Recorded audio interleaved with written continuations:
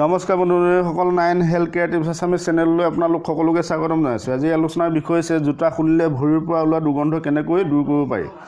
সাধাৰণতে আমাৰ ভৰি ঘামি যোৱাৰ ফলতো দুৰ্গন্ধ হ'ব পাৰে। অফিচ বা ঘৰত জোতাৰ পৰা ভৰি ওলোৱাৰ পিছত দুৰ্গন্ধত মানুহ থাকিব নোৱাৰা হয়। এই দুৰ্গন্ধৰ বাবে বহু লোকে জোতা পিন্ধিবলৈ বন্ধ কৰা দেখা যায়। কেতিয়াবা এই জোতাৰ দুৰ্গন্ধৰ বাবে ফুৰিবলৈ গ'লে বা আন মানুহৰ ঘৰত লাজ পাব লগা হয়।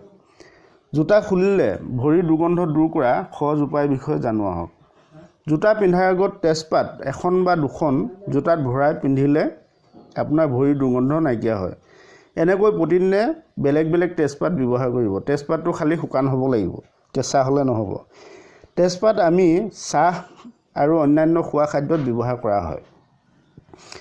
জোতা পিন্ধাৰ আগত জোতাত কফি বা চাহপাত সামান্য জোতাত ভৰাই জোতা পিন্ধিলে আপোনাৰ ভৰিৰ দুৰ্গন্ধ নাইকিয়া হয়।